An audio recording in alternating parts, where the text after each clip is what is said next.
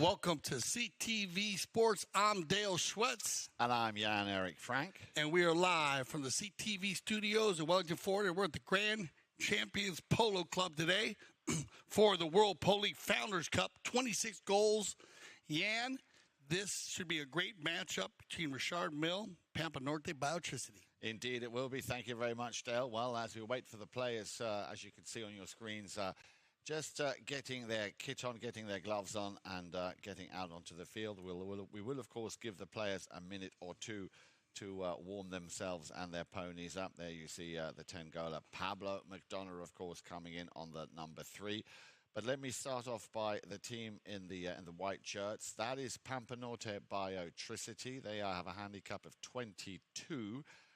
Mille coming in off 26 goals. So Pampa Norte Biotricity will receive a 4-goal on handicap.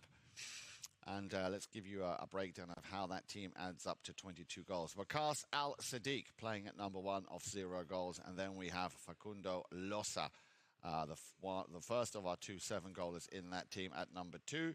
Magula Prida, the 8-goal player, highest handicap player in that team at number 3. And the very, very strong playing Pedro Falabella at back. That's, as I said, the second 7-goaler on that team. Now, remember, that first game that Pampa Norte played here in the Founders Cup, very, very close game. They lost to Casablanca by 1 goal. It was 13 goals to 14. So they're coming into this match. They're second with an 0-1. Mille, on the other hand, they are coming into their second game with a win over Brookshire. They beat them 9 goals to 8, and that team is as follows. Gilberto Sayao, the Brazilian, coming in at number 1 of 0 goals. Gonzalito Pierres at number 2, the 9-goal player, and then still on your screens there you can see him, Pablo McDonough, 10-goal, one of our 6 10-goals. We'll give you the names of the other 5 a little bit later on, and then of course, at back, you call him the source, the special source, and he really has played a cracking tournament or cracking season so far. The 7-goaler Alejandro Novillo Estrada. Your 2 mounted umpires on the field this afternoon are Gaston Dorignac and Esteban Ferrari. And as always, in the seat as 3rd man and IRO, Mr. Steve Lane. Yeah, we are using the system. We're using the challenge system here for the World Polo League, as we talk about the different systems we use for different leagues here at the Grand Champions Polo Club. And CTV Sports covering 6 goal to 26 goals. It does change, like for the 6th goal and the 8th goal. But we are using all of the challenges. So each team will receive 1 challenge. It'll be 1 challenge per half. And they have to use it or lose it. If they win their challenge, they will receive another. And we've seen some great challenges this season. Teams very organized on using the challenge system. If they don't use it in the first half, they don't have to. It's all based on just if they need it to use the challenge system, they will receive a second challenge in the second half. And if we go into 7 chukkers, both teams will receive a challenge for the overtime chukker, which is sudden death, which we love that procedure because sometimes a game will end on a foul, and that means every foul at the end of a game, and the 7 chukker will be reviewed. The triggers are in place, and that is based on the umpire being able to use the cameras. So they can check and see if the ball goes through the goal, whether it was a goal or not. They can challenge or trigger that. They can trigger when the ball goes out of bounds over the end line or over the sideline, which comes in use a lot for safeties, but also now because the ball, the possession, the cop, change of possession, just because it might go off a horse, and if it goes off another player's horse, the possession stays with that team. They can use it to check for any kind of ride-off. When 2 4-legged athletes come together and any kind of hook or sword fight goes on between the players, they can check to see if any player created danger, and then they can use it for any unsportsmanlike conduct. We here at CTV Sports and the World Polo League have the umpire trigger. The 2 umpires on the field disagree on a call. They can go ahead and trigger that and send it to our IRO, 3rd man, to figure out whether there was a foul or if the ball should be bowled in. So, players are coming out on the field, as you can see. Thank you very much, Dale. That, of course, the stipulation here at Grand Champions Polo Cup for the Founders Cup. And, of course, the 2-point conversion unique to this tournament, meaning that any player who will hit a ball, but it has to be just behind, that is the minimum distance, just behind that halfway line. You can see Esteban Ferrari standing right on top of that line. The ball needs to be either side of that line. And if a player takes a shot from a ball, like I said, either side of that line and scores, he wins a 2-point score on that. And that, of course, is unique here at the WPL at the Founders Cup. Players now ready to line up for that first ball to be thrown.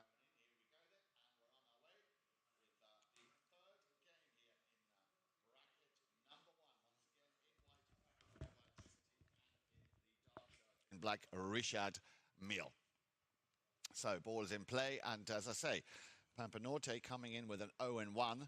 They'll be looking to, well, change that slightly and pick up their first win here. They are a very, very strong team, despite the fact that they are only 22 goals. They were given 4 goals on handicap. You can see that up there on your screen. But, of course, the question is, how will they deal with that 19-goal combination of Gonzalito Pierres and Pablo McDonough?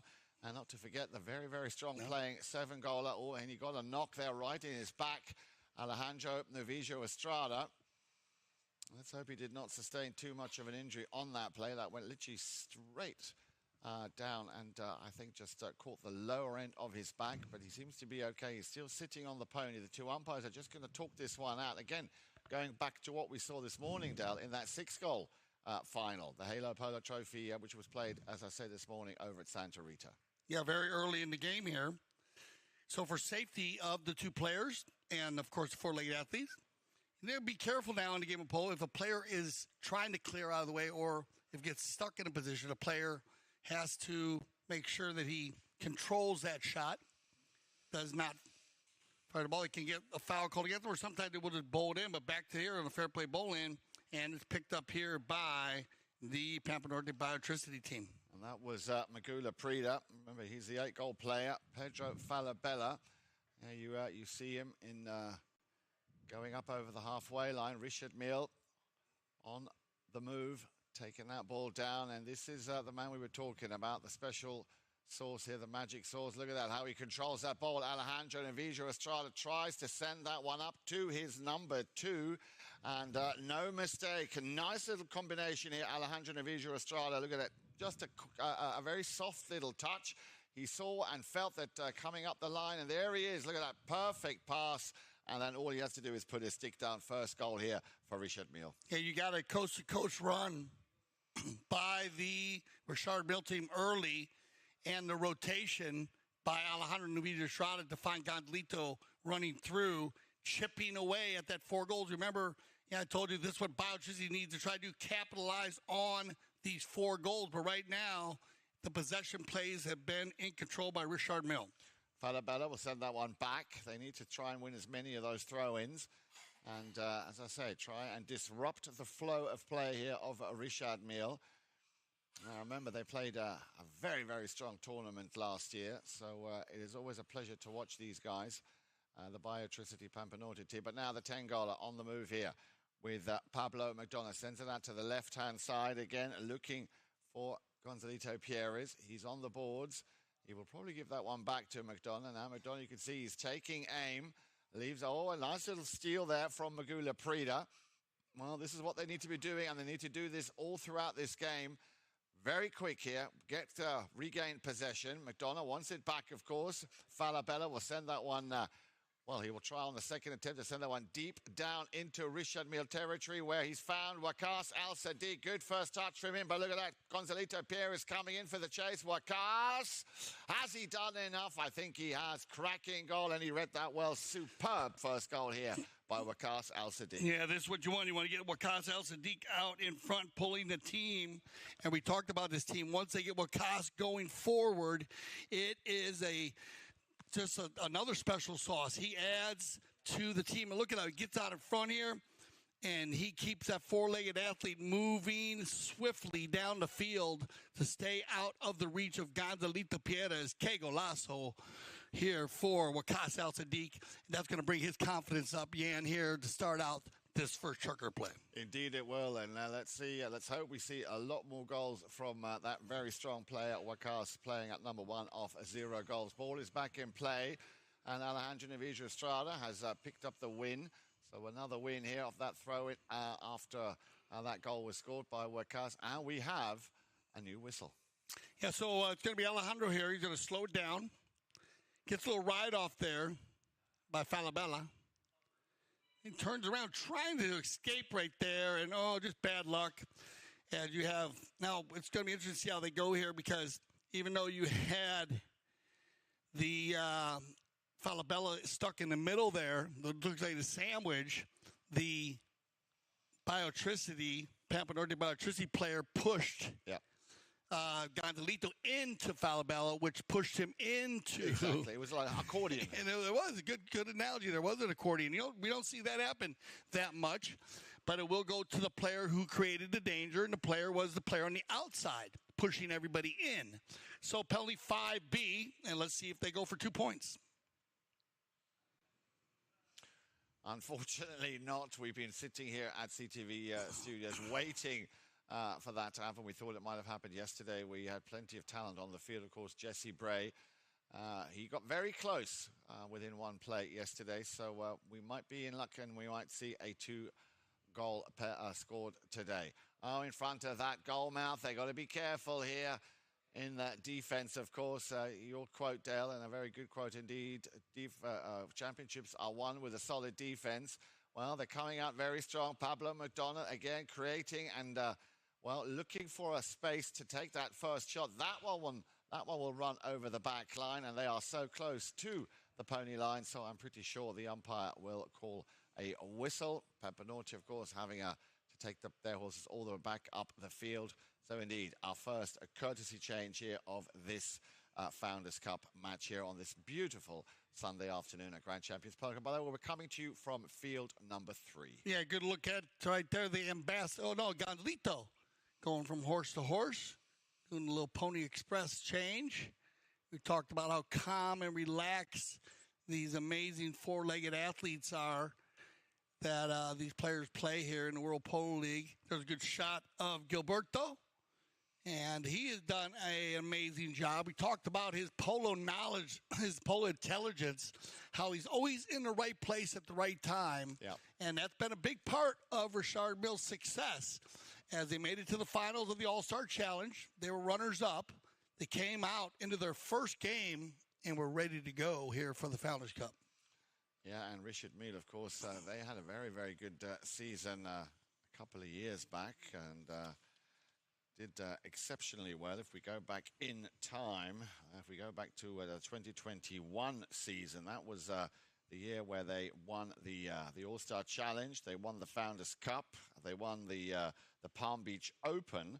So winning 3 out of the 4 tournaments, and even made it into the final of the 4th, which was the Triple Crown. So Richard Mille, with a very, very strong history here in the World Polo League. Yeah, they've been all over, and also winning the World Snow Polo Championships in Aspen, Colorado, Richard Mille.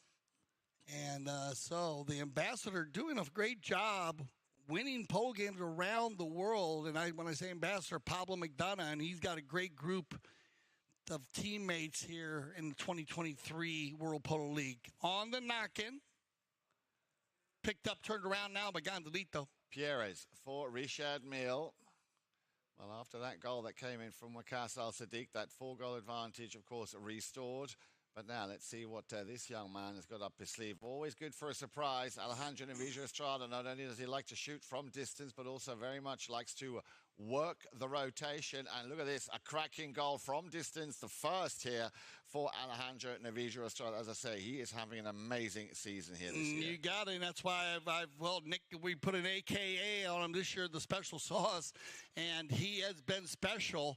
This is just, you can learn from this. See how he had Gonzalito blocking the Falabella on the right side. Falabella's on the right side, so he takes it to the left of Gonzalito, finds the open spot, and then shoots from a good 65 yards out. Awesome shot here by Estrada. Again, clever play by the 7-goaler with the number 4. Now then, let's see what Magula Prida can do here. turns it around on a sixpence. Nicely done. We'll leave that one now for Falabella.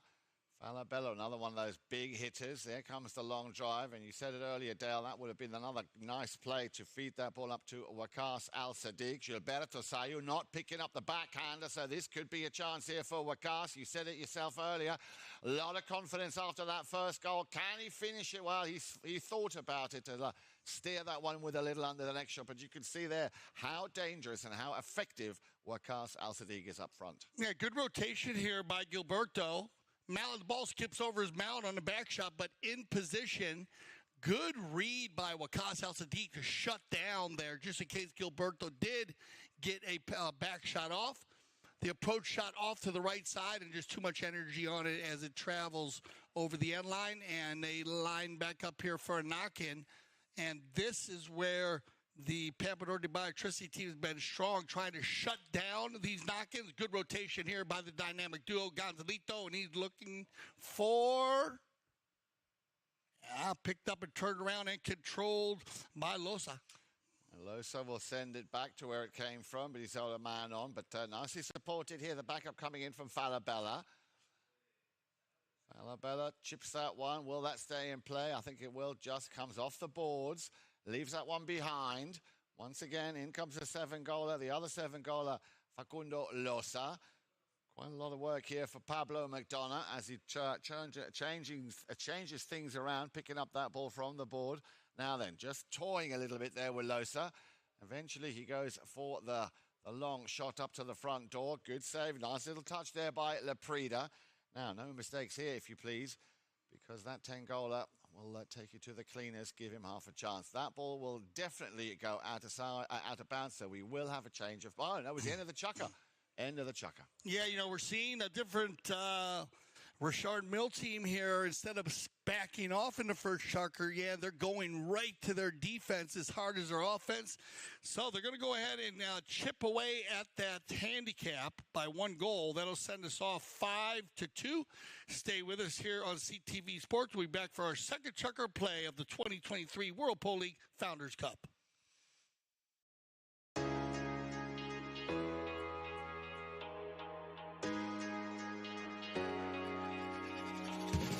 Happy to be back in town, playing with the best teams, best boys, and on the best fields.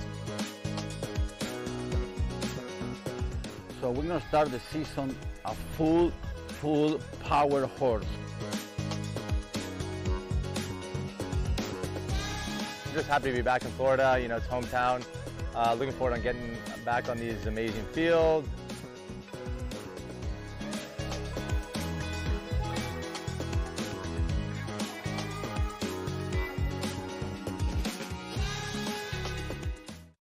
Hi, this is Manny Pacquiao to the World Polo League host Mark and Melissa Ganzi. I would like to congratulate the both of you for the opening of 2023 polo season in Florida. Thank you also for welcoming my best friend Mikey Romero and his Global Port team to the Grand Champions Polo Club to compete in the highest level of polo in North America. I wish you all the best of luck during this season, and God willing, I can come and visit Florida to meet you also and cheer for our Global Port team. God bless everyone. Stay safe. Know that God is good all the time. Thank you. Mabuhay.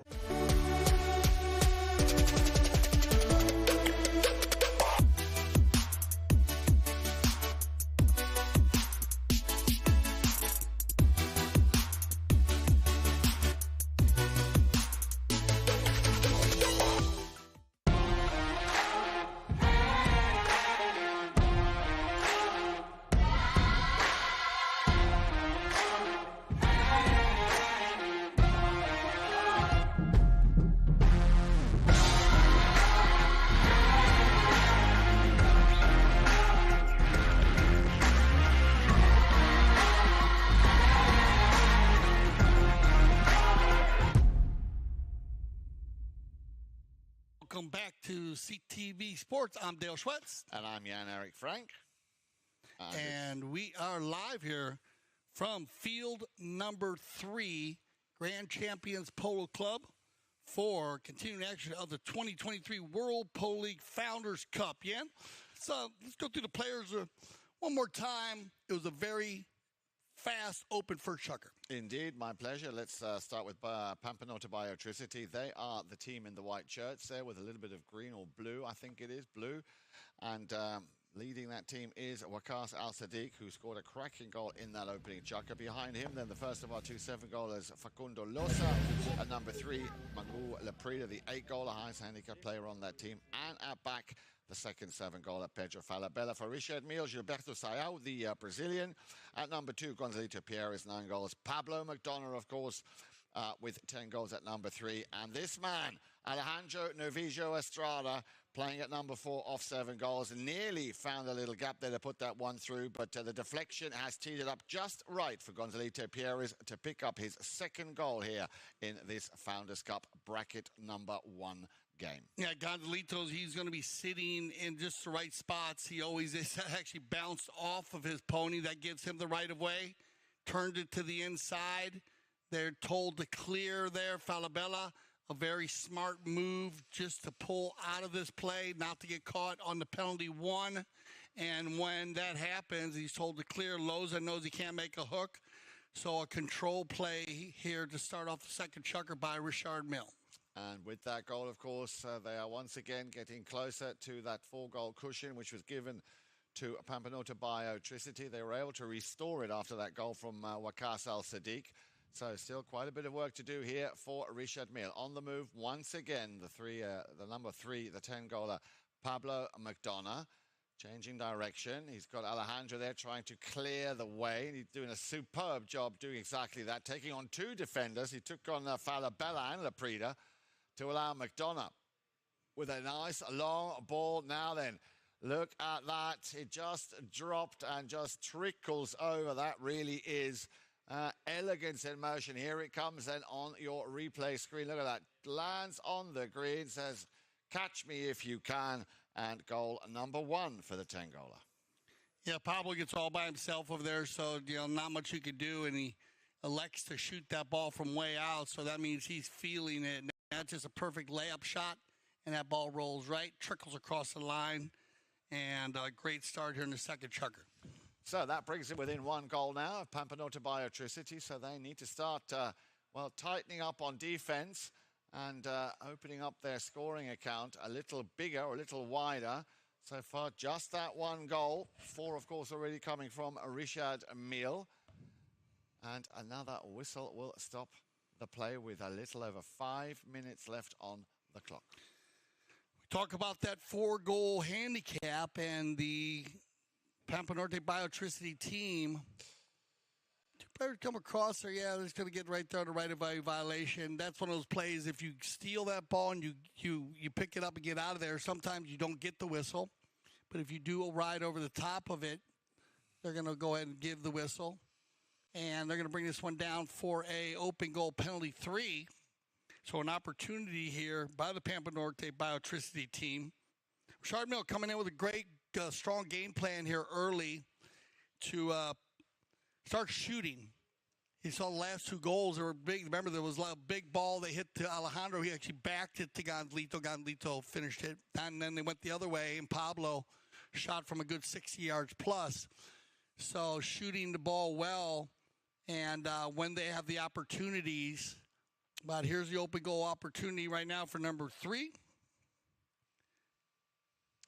Mille Leprida. Straight as an arrow, no mistake, and an important goal here to keep that momentum going, which they brought into the first chukker. But just as you were saying, Dale, also Alejandro Novillo Estrada, he dropped one and just landed one in that first chukker. So, yeah, you're absolutely right. They are shooting and they are scoring. Yeah, I mean, keeping it close. If they can just keep moving, we're going to go to back to the center. Any new viewers, we do switch directions, and you probably noticed that already. That is our procedure in the game of polo. So the Biotricity, Pampa Norte Biotricity team will headed toward the north, and the Richard Mille headed toward the south here. Picked up again by Pablo. He'll leave it behind. Backed across the center. Who's going to get there first? It's actually got to be Pablo. That was Gonzalito taking it down the boards. And then we get a blocking foul here as Waqas Al-Sadiq's going to enter this play. Watch this play as it shoots across the field. You see the line going across the field right there, and then he falls across the right-of-way right there. And we'll see what they decide to do here. Yeah. And it looks like they're talking about that. Maybe we could break this one down. If they need to break it down, we can break it down. Or I don't think they do have a challenge if they want it. You know, they do have the horse's head across the line. Yeah, had he been a little bit quicker on the turn. Yeah, we can break it down if you like to see that. He doesn't come in there and he checks it as Pablo goes and tees the ball up here.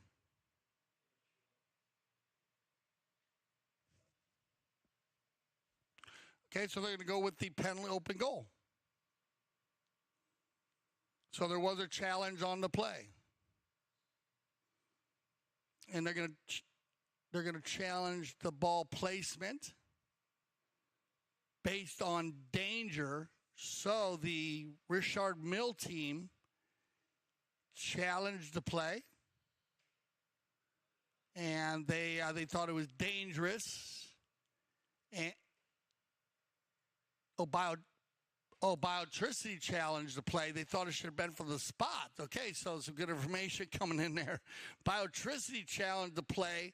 They moved it up one spot to the 4, which and then they challenged Biotricity. Pampa Norte Biotricity team challenged the spot from a 5 to a 4. Okay. Risk reward matrix would probably go against that. Just because of the contact, you're not going to see that ball from the spot, but they challenge that play. They're going to lose their challenge here in the second chukker. Yeah, that's, I don't know if I would have played that chukker card at that point, the risk-reward matrix. On a play like that, which all took place in the midfield, to me it was an open shut case, Dale. It seemed like an open shut case would be a penalty for sure. Exactly. I mean, you have contact on Exactly. it. They're not going to leave any contact over the spot, so they need to rethink their challenge system here because they gave a challenge away there. Which they could have used much better at a later Yeah. time. Now, listen, I lean toward that it would have been a goal shot penalty. I'm always against that. You use a challenge, you want to stop a goal shot penalty. Yeah. So they moved to a 4, so they would have saved that. It would have been a penalty 5 if they won the challenge. But based on that play there, and any foul that's anywhere 20 yards around the center have been being moved in the World Polo League.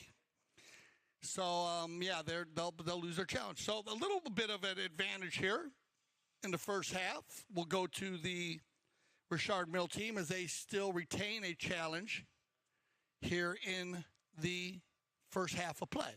A little timeout during our courtesy change. It might take a little bit longer as we have a timeout from one of the players. You can see Pedro Falabella. He was getting organized. Remember, we keep it between 45 seconds and to a minute. But if the players need a timeout and for safety reasons for a 2-legged athlete or a 4-legged athlete, they will extend that time. The mounted officials on the field today, Gaston Dorniak, Esteban Ferrari. And like I said, third man / IRO, Steve Lane. Some great information coming in there on the challenge. Players slowly but surely making their way back. So, yeah, I'm sure there'll be a bit of regrouping going on. The last man we're just waiting for, there he comes with the number 4, Pedro Falabella. So, I'm with you 100%, Dale. Playing that challenge card probably from our perspective just a tad too early. But, things always happen for a reason. Let's see. They've had a little chance to change opponents. They're back out on the field, and we still have a lot of polo left to play here in this game. The man in the lavender helmet. That's the color. We love the lavender helmet. Thank you, Sharon Robb. Falabella's helmet color. Love the lavender. And he's going to come right out of here and say, come on, guys, let's get it going, as Falabella will win the bowl in. Doesn't get the shot he wants and is collected and controlled here by Pablo. McDonough. Just, look at that. Nicely done. Taking out the challenge that was trying to come in here from Leprida. So once again, Richard Mille, a lot of space, a lot of time for that ball to be as precise as you're going to see. Well, nearly as you're going to see. Two defending players there, Bakas Al-Sadiq and Maku Leprida. Just avoiding that one from going through. Once again, a nice little pick up, quick snap. Now looking for Falabella in. Oh, he did well, read it well. Now then Falabella, he is on a clear, straight run down the field, but he's got Alejandro Navijo Estrada right behind him. Leaves that one for the number 2, Facundo Losa. Cracking game, cracking play here by Biotricity Pampa Norte. Yeah, they started to center the field to get this offensive attack. Falabella will run through with the number 4 on his back, and Alejandro needs to chase to go for that play there. They leave it behind. You see how it popped up in the air right there. Falabella tried to take it out. Good positioning here by Facu, and he's going to go and just drag it in. Gonza trying to get there. Didn't have a play, so he just got to fall into the rumble seat and hope for the miss. But a power pole play here by the Pampa Norte Biotricity team. Ball very quickly coming back into play, and Laprida tried to immediately send that one down the field. There was a deflection. The ball went out of bounds, so a change of possession is the call. So a cop on the pitch, and it's going to go for the Pampa Norte Biotricity team. That ball bounced off of Pablo McDonough's four-legged off his horse, so it goes out of bounds, and the Biotricity team will take possession on that play. And that just, oh, how unlucky, running out of steam. I think just a matter of inches in that distance between the shot and the goal mouth. Alejandro Navijo Estrada under the net, gets it back up towards the halfway line, but coming in is Losa. Yeah, got a lot of traffic in front of him now then. What they're going to do, the old fake reverse. I've seen that in American football where the quarterback gives it to one play, he gives it to another, so they do the old reverse. I kind of like that play very much. It's interesting. You usually see the leapfrog, but they brought 2 players behind, and then they went for it, which I think we're probably going to see more teams do that because I wasn't sure what they're going to do, Yan. So I actually liked that thought process. It worked out, but they get stolen away from the Biotricity team and controlled again by Richard Mille. Now they'll work their offense, and it's going to be Pablo. McDonough with just under a minute left to play here. Can they pick up another goal, or will they just work the clock here on the halfway line? It's picked up, turned around. Pampa Norte Biotricity, they could certainly do with another goal. Let's see if Laprida can get into a situation or a position where he can open those shoulders. There is that situation.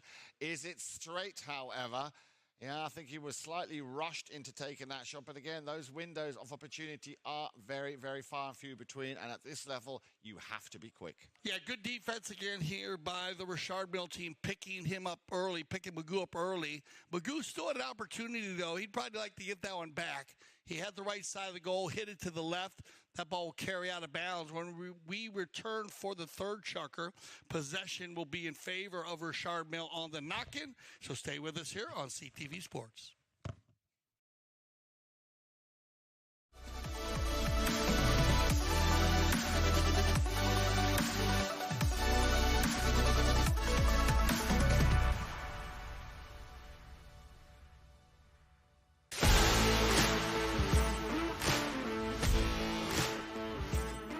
We're here at the Santa Rita Polo Farm where the PTF Polo ASSN Junior Tournament is being held for the first time ever at this location. And I mean, could you get a more beautiful venue? Probably not.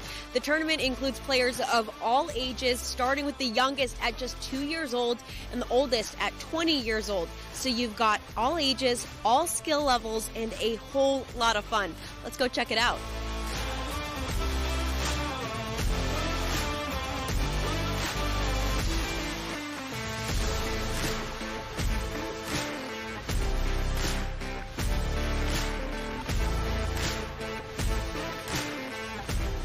It reminds me of my days when I was in that position playing the kids tournament, and for us it meant the world. So I'm very happy to be here supporting my son and other kids as well, because I think they really enjoy this, and for them it's even more important than for us probably playing the 26 or the 22.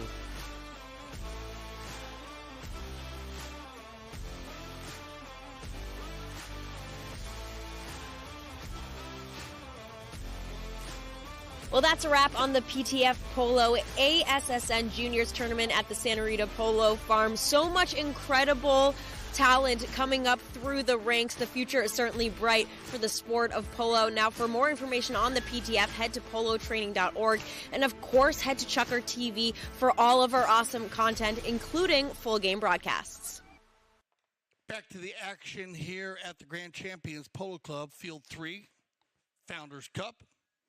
And with the 4-point handicap, the Pampa Norte Biotricity team has added 3 goals to that, to have 7 goals. 5 goals from the field from Richard Mille, and Eric Frank. Indeed, but if you also look at the score sheet, you'll see that in both chukkers, Richard Mille always getting one more than Pampa Norte Biotricity. 2-1 at the end of the first chukker on goals. 3-2 at the end of the second chukker. So if they keep that up, then around about the halfway time, which is coming up now by the end of chukker number 3, Richard Mille should be even. So Pampa Norte, as I said earlier, need to tighten up a little bit on defense and start opening up at the front and getting into situations where they can score a little bit more and a little bit quicker. Yeah, the stats are going to tell all the story here, so make sure you stay with us for the stats. It's going to tell the story for the first half, and I'm not going to get in what story it's going to tell, but I'm pretty sure what's going to work out on the stats that would explain where we're at with the score at the moment. That would have helped each one of the teams. So we will start with possession here, and there's a good shot of Alejandro Navidia. They dropped him from 8 goals to 7, and for me, he's been playing almost 9 goals in a lot of his games. Yeah, and I'm a good friend of his, but I've enjoyed the way he plays, and I think, as I said, special sauce, battery, energy, whatever you want to call him, he has been a big part of Richard Mille's success this year. He has indeed, and it's been an absolute joy and a pleasure to watch him play, and I'm with you 100%, Dale. He was 8 goals last year, down to 7, but he is showing a great performance, or he has been performing at every level. He has been performing great, and I think he's really coming to fruition here in this Richard Mille team. Now then, back to the other man in that team, playing off 9 goals, that is Gonzalito Pierres, in a little bit of a battle there with Magu Leprida. But you know what, overall still, it has to be said, it has been a very amicable and a very, very fair game from both teams. That, of course, will be another statistic coming up on your screens after this chukker. So nice to see open, fair running polo. And here he comes, working through Alejandro Navidia Estrada. Well, there's an appeal coming in from Gonzalito Pierres. Yeah, you're going to get a whistle here always to when you see contact like this. And when they come together, right there, 2 players over right now, Alejandro picks the ball up. He'll take it forward. Keep an eye right there is where you see the contact. Yeah. And then Gonza rides out there. That's after the fact. We'll see where they look to see where this play could be. And it's going to be going in from behind her because he got blocked there, and then Loza came in from behind. Anytime you get contact, remember the umpire do have the ability to trigger if they need it. They might not need it if it's clear as day, but any contact like that. So you will get the blocking foul and picked up here. That's an easy one for Pablo.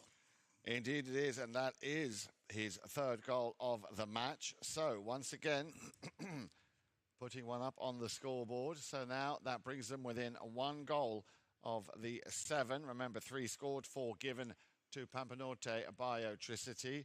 But as we've seen in previous matches, with this very, very young and well-working team, Pampa Norte Biotricity, they will fight and they will play up until the very, very end. Here we go then. Ball is back in play. Once again, Richard Mille coming out on top. There is the drive. Slightly overcooked it, and the rotation working ever so well here as Alejandro Navidia Estrada will try a cut shot.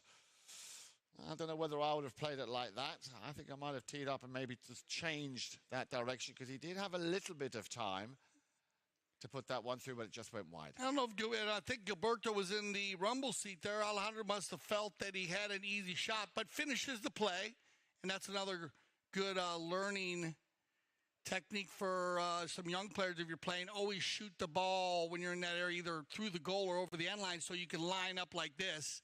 You know, if you hit that little shot, just leave it there, but you wanted them to run the turn. He might have had time, but they're going to try to they're going to defend this very well, but Magoo. Laprida on the move now then. Let's see if he can drag his Pampa Norte Biotricity team over the halfway line. Well, he's going to have to leave that one for Pedro Falabella. Nice little shot under the neck there. Good pickup. Great touch. You read it well. Laprida looking to send it out to the left-hand side where Losa was on the move. Losa opens his shoulders, takes a shot, and just... Oh, no, did he put it through? Yeah, I believe Facu Losa is going to finish this one here. He gets out to the left side and hits a cut shot. That ball, right inside that near post. Great goal. Gilberto's going to get in here, and he's just going to focus on, oh, wow. Look at how close that was as Alejandro reaching out on the handlebars, almost getting the hook there, but it's a game of inches. Big ball out of the bowl in, backed up by, they go shot, and they understand they called it off. And on a non-call here, as it looked like, lesser angle looked like it was going toward Falabella, so I actually like the non-call.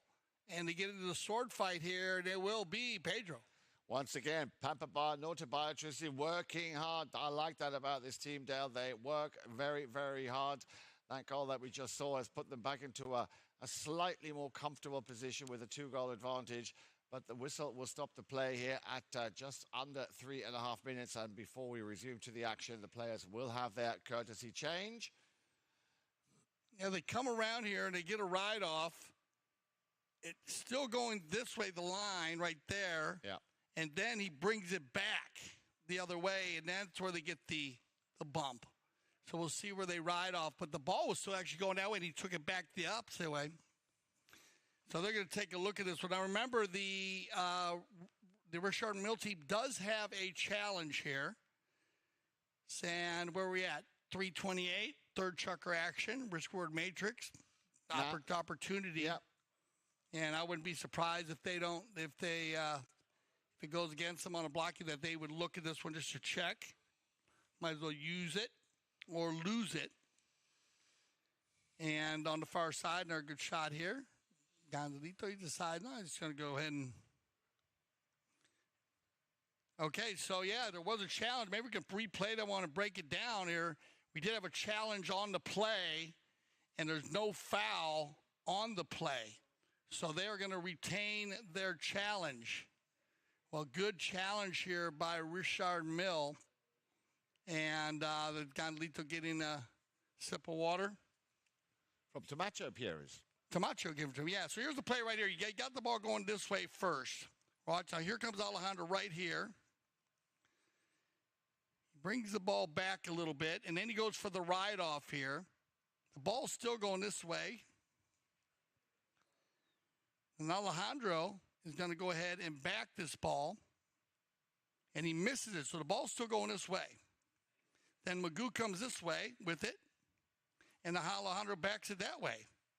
And they had a foul on the play. They challenged the play. No foul. Great call by the mound official. You could see everything broke down there. Right? Everybody staying on their sides. Perfect play. Well, that is what technology will do, and we are very blessed to have that here at CTV Sports, able to review the play. And Dale, what a great job you did there in explaining it, because I hope the viewers will be able to follow that. So back to the action we go. A little over 3.5 minutes left to play. 8-6. If you've just joined us, great to have you with us here on this now, of course, Sunday afternoon. We are nearly halfway through our triple header day today. Remember, we had the 6th goal this morning, and this is now the first of our 2 games coming your way here from the Founders Cup. We are in bracket 1, Pampa Norte Biotricity in the white shirts against Richard Mille in the black shirts, and it is Alejandro Navidra Estrada on the move. He's going to hold this ball in behind, and he was just doing that to wait for one of his partners here, and this is what they do very well. And as they have the rotation, when Alejandro has the ball, he waits for one of them. And look, now he'll sacrifice. Oh, good hustle play by Loza. And Falabella will drop onto that ball full speed, but good coverage by Gonzalito, and that'll give Pablo an opportunity to regroup here for Richard Mille. Yeah, well, he gets pushed further down the field here by Leprida. So, and I like this this tenacity here from Pampa Norte Biotricity. Yeah, well, you see, look, that is what perseverance can look like, and possibly even pay off. Well, we have a whistle. So let's see what the two mounted officials, Gaston Dorignac and Esteban Ferrari, make out of this. Yeah, Pablo's going to take the ball forward. Tries to come like he's running this way, and then he takes it back, and they come right up underneath him right there. So then he goes on the outside, but I wonder if he's coming in from behind there. You see that they, on the ride-off, they're going to talk about it here as that ball was kind of moving left, moving right. They're going to look at this one again. You had one, the ball was on the right side, was on his right side, flipped to the left side. That's when Magoo came in. But they'll look and see whether the ball was there, because if there's no ball, then Magoo's allowed to ride in. And then the ball went back the opposite way. So this is, remember, Richard Mille winning their challenge earlier, in a very good challenge when Alejandro made that back shot down in the corner. So they have the ability to challenge if they need. And we'll get all the information as they are taking a look at this one. Captain Pablo McDonough there, talking with the two mount officials, Gaston and Esteban. And they'll, so we're looking at, so we have a trigger on the play, which is a great trigger time too. And you may see the triggers, umpire triggers on dicey plays like that. Those are the plays where you have one umpire looking at it from one side, and you're looking at the other side. And what are you seeing? You're seeing different things. So, and then also remember, when you go to the triggers like that, if it's inconclusive, if you just can't tell from the video, then you go in, that's inconclusive, and it would be would just be a bowling. So they'll look at all that. They can use the end zone cameras, and sometimes the end zone camera, even though it could be 200 yards away, does help on plays like this. The north end zone might have helped a bit there. The center cam was not the best view for this view. No. The drone usually gives you the best view for fouls, because, the drone doesn't lie because if it's right above, but sometimes they're moving around too, and that angle could be a little different. But it is going to go against the Pampa Norte Biotricity team. So we will have 5A, and the Richard Mille team still has a challenge here with 2:22 on the clock. Alejandro and Emilio Estrada sends that one up the field, looking for, and that is another duo that is working very well together. And Emilio Estrada and Pierres. Leaves that one behind once again for the 7-goaler. You might see on your screens that ball will have gone over the sideboards. So, change of possession, of course, is the call. A cop on the pitch. And quickly taken, Alejandro Navijo Estrada. That came off Magoo Leprida's pony. Now then, McDonough. Too far away for him to reach. Falabella will send it back. But Alejandro, yeah, he's all over. Everywhere on the field, he is to be found. McDonough turns it around, takes a shot on goal, and that one will go just out to the right-hand side. So a little under a minute and a half left before we go into the half-time break. And I'm pretty sure that Pampa Norte Biotricity will be delighted if they can keep hold on to that lead, no matter how small, going into the second half. Now better than their last game. Remember, it was tied. Very. Yeah, so this would be a win for the first half for Pampa Norte Biotricity. If they can keep, maybe if they get one more here in this final run, they're going to go for it. As you're going to get the rotation now, Magoo. Leprida will Falabella want it back. Well, he sends it out to the left-hand side, where Facundo Losa will give it a crack up to the front door, maybe on the near side, or he tried to wait and let the ball come to him. So the two number ones, Gilberto Sayao and, of course, Waqas Al-Sadiq. Waqas, look at him go. Waqas Al-Sadiq, he put a bit of a spin on that. Did you get it? Yeah, I think you got it, no? Unlucky, very, just very. On the inside? Oh, just to the left. But you see, he wonders. Let's have a look at it again. Here we go. He picked it up so well. And yeah, just puts it out to there because he just rolled his wrist maybe a little bit too much. No, but a great run and very active here in the first half for Waqas Al-Sadiq. He scored the first goal in the first chukker. That'll send us off to halftime. And, well, the team is doing very well here. Remember, they received 4 goals on handicap. They're going to leave 2 goals up, so not a bad situation to be in. We'll take a good look at our halftime stats here and break it down, and this should tell the story. 8-6 right there. Richard Mille with a few more shots on goal. That makes sense.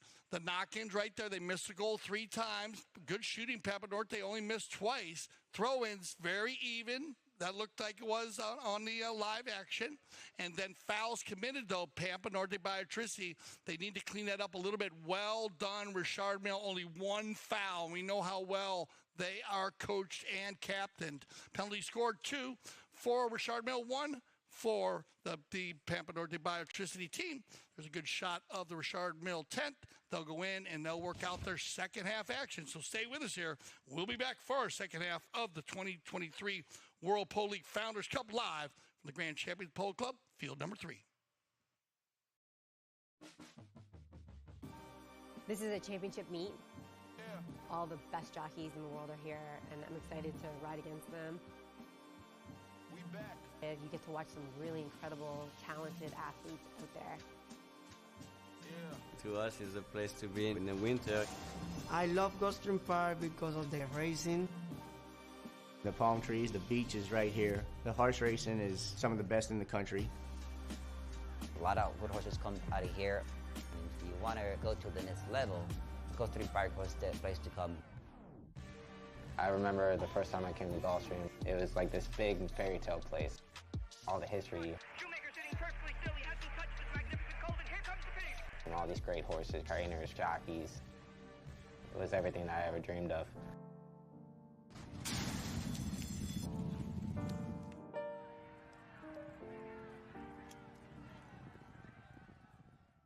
My name is Augustine Malman. I am a chef. I trained with my uncle in Argentina in several restaurants, and now I travel the world creating unique experiences, all cooked with fire. For this event, we came from California. My team and I had some previous events there, and we traveled with my wood oven trailer and all of our grills from Santa Barbara, California. Well, when we got here, we always arrive about a week prior to the event. There's several things that we order from out of town, like the firewood. We make reservations of all of the rental items, kitchen equipment, anything we need prior to our arrival is already reserved. And then once we arrive into town, we'll source out whatever products are on the menu, like fish, red meats, fruit, vegetable, anything that we need specifically for that menu that we chose. We will source it once we get in town. My team is everything. I mean, I always tell them and to my clients, without a good team, you can't execute these kind of dinners. It takes a lot more work than what people see when they show up to the events. It takes, like I said, sometimes weeks to prepare for an event like this because we're traveling from out of town, so we have to source everything we're not familiar with. The new barn is, we're here. This is the first dinner we're doing here, so we're very excited to be here. It's amazing. It's a great place to be, and it has this inner courtyard, which is amazing to do dinners, with a special area back here behind me to do all of our grilling and the fire showcase. So it's great to be here. It's a beautiful place. Very different being up in the mountains, but I feel with Melissa and Mark and all the events we do together, I feel like it's home. We've been cooking for them for about 4 or 5 years now. But as far as showcasing what we want to showcase and being in an incredible place like Aspen Valley Polo Club, that's no different to Wellington. It's a beautiful place up here. It's going to be a 4-course seated meal.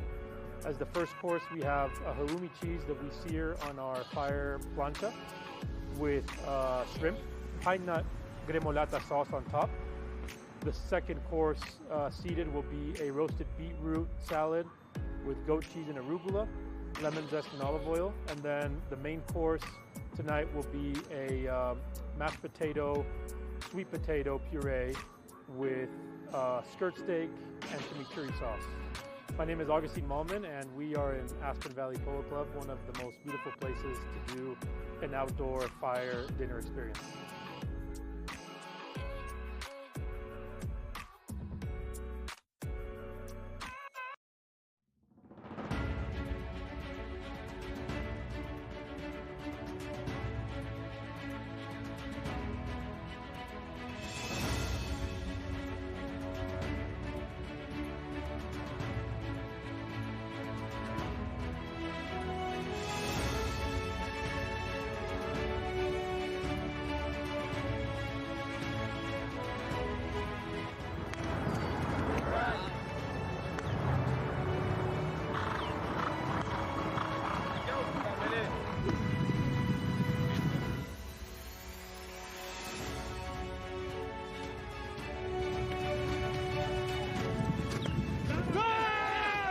Hi, I'm Tomacho Pieres. Hello, I'm Nacho Figueras. Hello, I'm Martín Muñoz. I'm Gonzalito Pieres.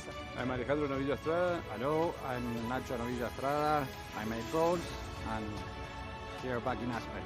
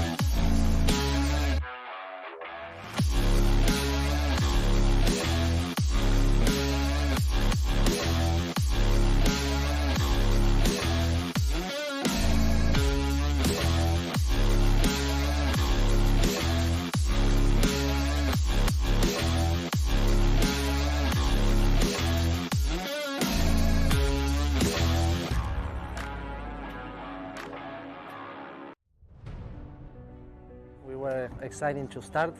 The field was amazing.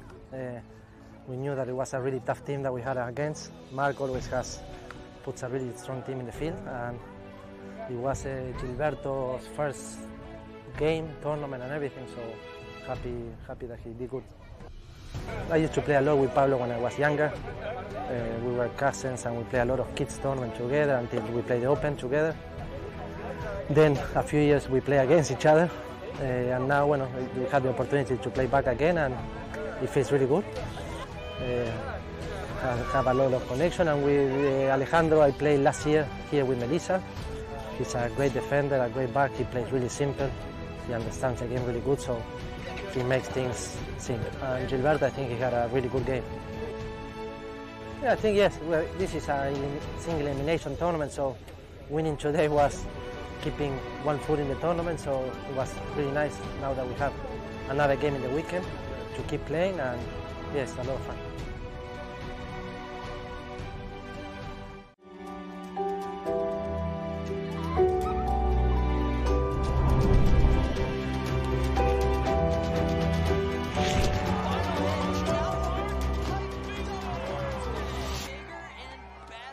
My favorite part about AVSC is seeing all my friends. I have so many friends here at AVSC and USASA, and don't know what I would do without them. Just hanging out with my coach.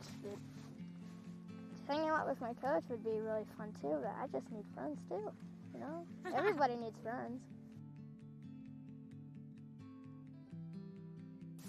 AVSC is like a really fun place because you get like jump to friends and get to ski a lot of places. When you see kids, they are smiling, they are happy, they are laughing, they are telling jokes, they are just glowing with excitement, and that just makes me feel confident that we are really doing something right, and that's really what it's all about. You know, this is AVSC's largest fundraiser for our club, you know, and I think the true importance of this is we're making a conscious effort to make sure that kids in the Roaring Fork Valley have the opportunity to get on snow, ski, and snowboard. So I've been a part of the Aspen Valley Ski Club since I was 10 years old, and growing up in the valley was a really special experience because you're open to so many different opportunities, and one of which is being able to ski. And I never really thought that my dreams would come true, but now Aspen Valley Ski Club has allowed me to ski for a living, and I can never be more grateful for being a part of the club. We love AVSC! We love AVSC!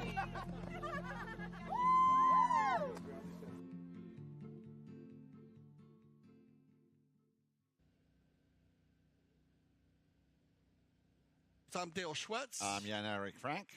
And we are back at the Grand Champions Polo Club for our second half on Field 3 of the World Polo League Founders Cup. Pampa, Norte, Biotricity in the white jerseys day, Richard Mille in the black.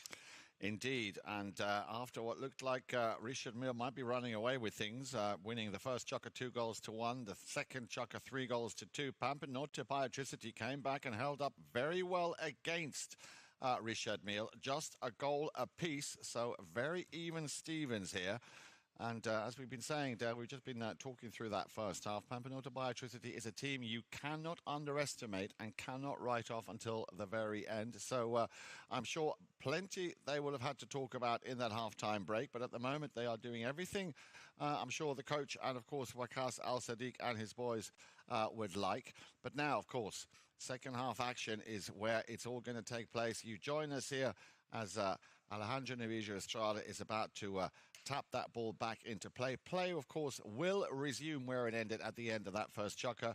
If you've just joined us, once again, from both of us, a warm welcome and good afternoon. It is 8-6, still in favor of the team in white, Pampa Norte Biotricity. Yeah, Waqas Al-Sadiq had a great goal in the first chukker, and I know he wants it. I'm going to talk to him afterwards. He's a character. I love him.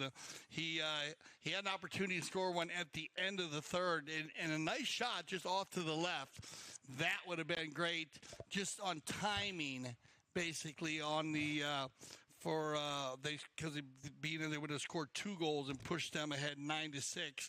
Remember, they had the 4 goals on handicap, and with a 22-goal team, you need to be careful. These 26-goal teams, they get stronger and stronger and stronger, and we have seen fabulous four-legged athletes under all the teams in the World Polo League this year. And when they mix them up with her courtesy change, the second half, you are in for a fun scene when you start seeing a few of these four-legged athletes carry these players to spots that they want to get to. And this guy right here, he can get it everywhere. Pablo McDonough picking up that loose ball. Look at that little bit of trickery here. Now then he snaps one towards that goal. Can it still be saved by Magula Prida? Well, on the doorstep it landed. And now then on the move. Pampa Norte Biotricity. That young man with the dark-looking helmet there. That, of course, is Facundo Losa.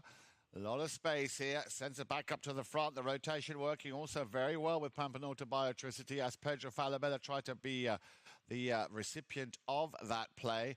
But now a man will be speaking so much about. Always great to see him on the ball. Alejandro Navijo Estrada. Yeah, he did well there, Falabella. Not across that line. Snaps one under the neck. Look at that. Perfect pass for Pablo McDonough. Well, this time Pablo McDonough, I'm sure, will not make the same mistake he did just a few moments before. This time he puts it straight through, and that is goal number 4 for 10-goaler Pablo McDonough. Yeah, what a series of plays here as Pablo comes from right to left on the first play on the non-call with Alejandro. But that's a running, gunning game. Play, so they allow the non-call. I like the non-call. Then Pedro, as you mentioned, did not come back or he would have fouled Alejandro, so they play the possession. Alejandro hits the big ball to Pablo, and that's why they call this high goal polo. Is that what they... High goal polo. 26 goals. I love it when you go all American on me, Dale. 6-goal high goal polo. That's the way it's supposed to be played and called right there. I love seeing it. And another great finish by the Richard Mille team. So that goal, of course, brings them within 1 goal of the 8 already on the score sheet. Remember, 4 were given, 4 were scored by Pampa Norte Biotricity, and it's going to come down to exactly this, winning those so important throw-ins on the turn now. Leprida. for Pampa Norte Biotricity. Straight away, he had a man on, and you can see not only is he good at scoring goals, very good at stealing the ball back. Look how he just controls that. This is should be another easy walk-in and a cruise here for Pablo McDonough. Just a couple of little touches, cracking goal number 5 for Pablo McDonough. Yeah, you got to take that one in behind, and Wakasa's got to watch out here. I know he might have just been playing around, but be careful. Wakasa said you don't touch this ball, because if he does, he ends up getting called a penalty 1 here, right here. See, he pulls out, but he kind of reached back. I know it went through the goal, so he's okay. No problem there. I didn't realize he was so far across. But all you can do is just kind of put yourself in the spot that Wakasa did and then hope for the miss. But just got to be careful there the way the 1 is called. If that ball was crossing the line and he had tapped it, then they would have to whistle it up. Not that they would want to, because it's such a goal going in, but just the way the rules are read. So that ball will go in. Little contact here. They'll play the advantage. And there he is. And that's a pretty ball. And he's got him going forward one more time. Pablo? Well, I mean, I didn't He scored 3 goals in less than a minute and a half. I was just going to say, I mean, had I had a stopwatch, had I known that, Dale, within a minute. He scored 3 goals in a minute and a half. But again, look at that. You called it the absolute majestic pass from Alejandro Novillo Estrada. Easy pickings, of course, for Pablo McDonough. And just before that, they drew level. Now, all of a sudden, they are switching it all on. Guns blazing here. They take the lead, 9 goals to 8. And on the first run, when he scored on the series of plays, we were talking about Falabella from the pass from Alejandro. And he scored from there. By the time he got back, it's about 30 seconds. Then he went the other way, scored at 30 seconds. Yeah, right around a minute and a half. Ends up getting 3 goals. So, Pampa Norte, how will they take this? They will have felt that they've been stung here in the first half of chukker number 4, as we now go to our courtesy change. Good shot of Wakasa Sadiq right there, changing up his 4-legged athletes. I'm sure they did not expect that Richemont would come out guns blazing the way they did. So now, what do? Do they have a plan B? Do they stick to plan A? Of course, the pony change will play a big role and a big part in this. But if Richemont keep this pace and this tempo and this number of goal scoring up, well, and they will be they will be getting their second win here in the Founders Cup 2023. Yeah, I mean, Pablo came out mounted very well, and a lot of players do play their top horse, the top in the 4 chukker. They'll come out, and based on the score down by 2 goals, looks like Richard Mille did that, but still playing that open polo, because those are just great passes by Estrada, and Pablo doing the finishing, and now they're going to send Alejandro forward, and Gonzalito's going to rotate back. Yeah, so now then, let's see if he can get through there. There was a little bit of a contact right at the end there, but again, advantage given. Now then, the number 2, Facundo Losa, under the pressure, under the cosh there a little bit. Leaves that one for Leprida. A little bit of a disarray going on there in the back row of Pampa Norte Biotricity's defense. And I did mention that earlier on. They need to tighten up on that a little bit, even more so now. Alejandro coming back, playing the Secretary of Defense. And again, he's got eyes in the back of his head, Alejandro Novillo Estrada. He knew exactly where to play that one too. Unfortunately, Richemont not able to control that ball. Down comes the hammer on the near side, this time from Gonzalito Pierres. And guess who's on the ball now? He could score from there if he feels or felt like it. But he's just toying a little bit. Here comes a little under the neck shot. He got a piece of it. And that ball is still running. It'll just run out of steam. Down the line comes Alejandro, too far away because Facundo Losa got there first. Yeah, Facu was by himself there. And both players, Gonza and Alejandro, said, okay, let's just keep them in the middle. And they do that well. He pushed them to Alejandro. But it'll be picked up here by Falabella as right around, bad luck there. Pedro was off to the races. They come together. Gonza slams on the brakes, and then we get a whistle on the play. A little under 2 minutes left. Let's have a look at this one on the screen. See what happens there. There's something happened on the outside of the play, I believe, Yan. Oh, there. So Gonzalito came from right to left. You had a Biotricity Pampa Norte Biotricity player that was out of the frame, out of your picture frame, riding. Here's a good shot of Magoo Laprida, switching on to his new mount. Beautiful looking mount. Laprida have their own breeding operation also. Big shout out to Christian Sr., his father. I used to play against his father back in the day, we say. Mm-hmm. Yep. He was a big mentor of mine also. The Laprida family. So what happened was they had a player outside of the picture frame. And remember, you had Falabella running with the ball. Falabella missed the ball and shut down. His player was following him. So when Gonza came from right to left, he just didn't see him. And I saw Esteban Ferrari point, because Gonza's like, what's going on? There's nobody around me. But, you know the rule, the player following the ball as a player over player moving. So too close. The window was closing. And they'll move that ball from, it was about at the 60-yard line where Falabella was, so they're going to move it to the center. And we're going to have an opportunity here at the two-point conversion. See if Pedro can hit one. Oh, well done. Well, it looked very, very straight. And they might not get the 2 points, but I'm sure they'll pick up a nice little cheeky point as he does. Facundo Losa on the near side just pushes that one through.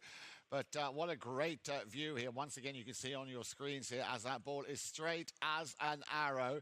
A little bit of luck the way it falls, a little bit of a miss hit, and then straight down there on the near side. Bang. Lovely goal by Facundo Losa. His third. Yeah, and 7 goals. Falabella, he, as he said, we talked, give him a lot of praise on all of his play. He's such a workhorse. He's a hustler, but has that control play. But what a beautiful swing and shot right there. A good 130 in the air by Falabella and a nice finish by Facu. So 2 9s on the scoreboard and coming up to the 1 minute mark here in chukker number 4. Remember, 2 more chukkers coming on your screens right after this. Now they find themselves defending and having to protect that goal, and they will do everything they can. So I'm sure that goal that they just scored will again be a big motivator for Pampa Norte Biotricity. And as we keep saying, Dale, they will not give up without putting up a decent and, above all, a fair fight.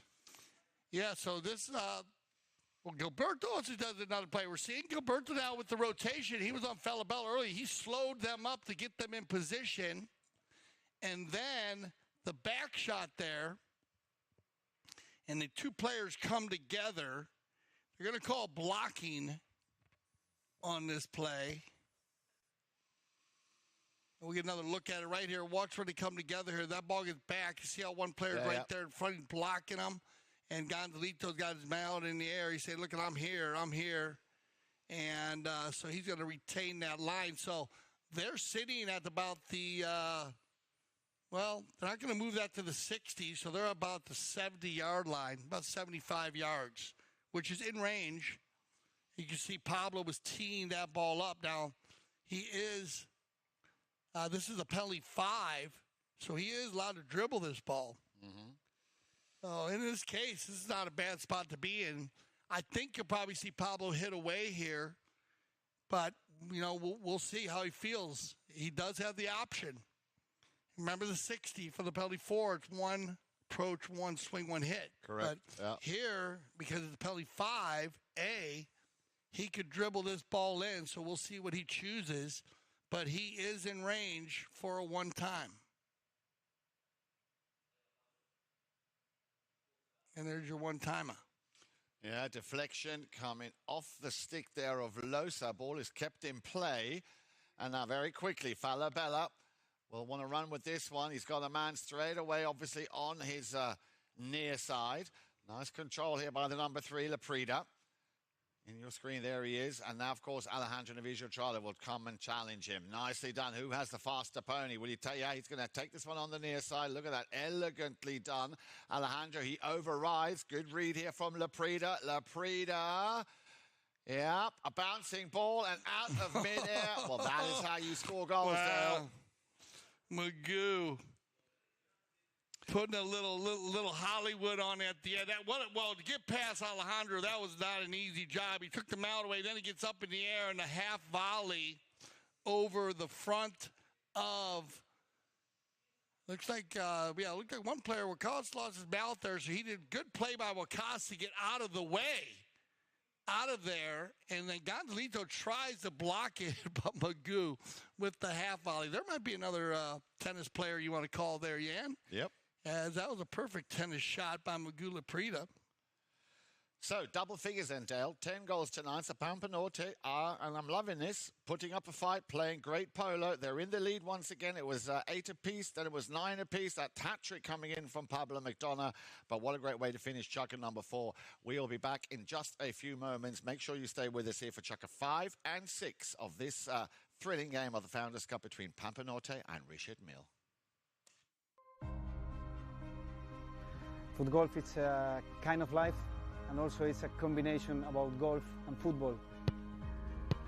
So I got into sport through social media. Someone approached me on Twitter and said, have you tried it? I'd never heard of it at that point. So I went to my local course and tried it and just completely fell in love with the game. This is not as easy as it looks on your body. It's a lot of kicking. We don't normally kick this many hard kicks in soccer. For me, this and the U.S. Open are the 2 top U.S. tournaments.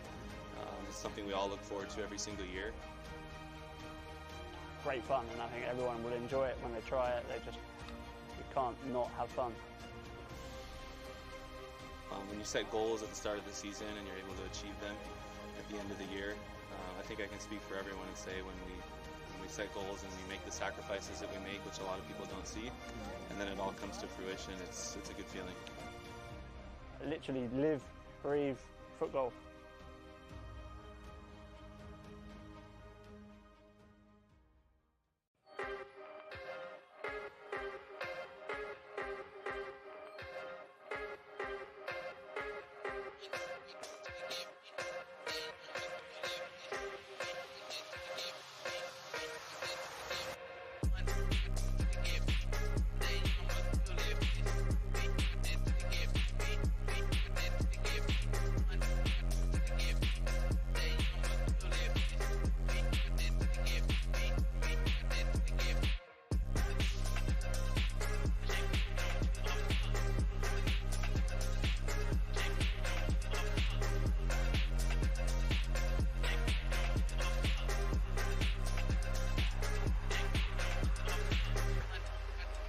Polo League, a new breed of polo. Okay, live from Field 3 at the Grand Cherry Polo Club, Fit Chukker, and great chukker by Richard Mille, scoring 3 goals, but Pampa Norte Biotricity scoring 2 to keep that 1-goal lead. Yeah, you know what? You've got to give it to Pampa Norte Biotricity. They came back after the halftime break. Pablo McDonough just, as you said, Dale, within a minute and a half or thereabouts, getting a hat-trick up on the scoreboard. They then had the courtesy change. And that, of course, is what I think is so amazing. And you need to really draw your hat for that. For a team to be bulldozed by a hat-trick by a 10-goal player, to then still have the patience and the motivation, above all, to come back and do what they did and at least score 2 goals, that, to me, shows real team spirit. And this is why we here at CTV Sports, of course, we love all the polo teams, but to see that team spirit, which is so strong within Pampa Norte, is a real pleasure. And you know what? Don't write them off. I mean, it was 3 goals to 2 at the end of that last chukker, but we are in for a treat here with the 5th chukker about to start here as a lineup on the halfway line. Now, this is the Pampa Norte Biotricity team we're used to seeing. We saw last year the fire that they have. And, we call it silent but deadly. They are the 22, 23-goal team last year, but they were in the fight all the time, and they will finish the game. And they put themselves in a very good spot right here against a strong Richard Mille team 2023. So it's all going to come down to the connections here, and we'll see how it works out. Yeah, but we're in for a amazing match for these final 2 chukkers. And it would look like Richard Mille wanted to come out exactly the way they did at the beginning of chukker number 4. Now, of course, Pampa Norte Biotricity, they've not only smelt the coffee, they've had a taste of it, so they have tightened up their defence. Look at that, much, much better than they did in the previous chukkers. And now they need to work on scoring a few more goals up front. But Richard Mille, that is a tall and a tough nut to crack. Two players there just nearly colliding with each other. Pampa Norte still have the ball. Nice little play now out to the left-hand side, looking for Falabella. Falabella can run with this one. He takes a big, big shot, but can he get round Pierres? Yeah, there wasn't much in it there. I like this a lot. Pedro Falabella doing a superb job, pushing Richard Mille deep back into their own half. Now then, on the move, here they come. Here's the pass out to the left-hand side. And I believe, yeah, we've had a whistle. Whistle stopped the action. And they're going to take a look at this play as Gonzalito ran the turn there. And here's where he runs a turn right here. And keep an eye on everybody behind. Right there. They're going to look at that. And basically you're going to be watching the distance there based on a player moving from right to left. From left to right, I apologize, on the drone footage. And what they're doing is checking to see just how close that was as Gonzalito released that pass to one of his teammates. And you got to be careful when you're moving in front. Remember that I explained the right of way when you're entering the highway, the motorway, and you enter in front of a car, you enter behind a car. Well, that's a perfect example right there. Yeah. You have Gonzalito driving the Porsche, a black Porsche, down the road, and you have another car coming from left to right to switch lanes. You can't switch. No, of course. You got to be careful. So it was too close. And so they were on the run on the attack. So open goal penalty 3 for Pablo. Ooh, just off to the right. Game of inches. Well, now then, looks like the polo god has turned a blind eye here, and a little blessing here for Pampa Norte Biotricity because they've dodged a big bullet here. A cheeky steal in front of goal, turned around by Pierres. There is an appeal. The ball is through the uprights, but will it stand? So no whistle on the play on the call. So you're going to go with the non-call here. We'll look at it for you. Oh, yeah. I mean, it's... I think Pedro thought he had enough room there, but there was definitely two horse lengths there when he grabbed that ball. And this is a quick, well, what do I say? High goal polo play. I'd call that a cheeky goal. It's a cheeky goal, but nonetheless, a goal is a goal, you know. And yeah, and you almost have improper blocking there. I got a good call in here from our IRO. Third man, because remember, you can't run across in front of Gonzalito, so you could almost get improper blocking there. But a cheeky play. Yeah, by Gonzalito, that is a cheeky play. Risk-reward matrix there. No, but I mean, to steal that ball quickly, Pedro was a little nonchalant there. He needed to move a little quicker. Well put, well put. Alejandro, on the other hand, is not nonchalant. He is just getting back down to business. Alejandro Navijo Estrada picking up his second goal of the match. Look at him here. He just, as you would say, walking the dog, just puts that through very nicely. So Richard Mille getting off to the better start here in chukker number 5. Yeah, it's always great when Alejandro is in scoring position for Richard Mille. They've been very successful when the maroon helmet is going forward. And Gilberto has been doing a great job on the rotation when that happens. You'll see him rotate to the number 4 position. So right now, Richard Mille firing on all cylinders. But here we go. This could be a very quick answer here from Facundo Losa. If he could have just picked up that ball, well, he's got lucky. He's got Laprida right behind him. Laprida now surrounded there by 2 Richard Mille defenders in from the 3rd row with a shot under the neck. Pedro Falabella. But it just went wide. Look how quick Pampa Norte Biotricity reacted to that last goal by Alejandro Navijo Estrada. And with that, as they are down towards or very close to the pony lines, we will have our courtesy change here in chukker number 5. And another perfect example of why the courtesy change is in effect here. Here's another chukker where they ran for a good 4 minutes straight. And we talk about the Belmont being a mile and a half and being run in 2 minutes and 35 seconds by Secretariat, setting that record. And Secretariat, I've never asked, and I'd love to. I need to talk to more horse racing people. We have so many horse racing people in the polo world, but being that polo is a 7.5 minute chukker, and why that's the longest race? Why aren't the races longer? If we're running for 4.5 minutes straight, why do they only run? So that'd be a great question. If you're watching today and you know that answer, please send it in church. I'll do my homework and find out.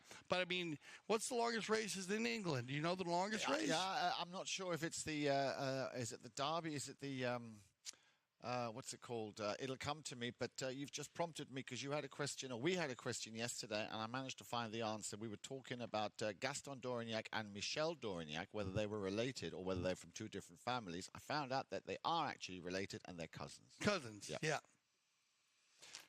I think I said they were cousins. Yeah, is it the steeplechase in England? I'm not sure. And Pablo is Gaston's brother. Right. Yeah. Now, we have a lot of races. Not d'Aurignacs. Yeah. And well done there by the Newport team yesterday. Played very well. Quaiton Z was they were in there. Alessa Zeiler had a great game. It was good. Keep an eye out for that 12 goal.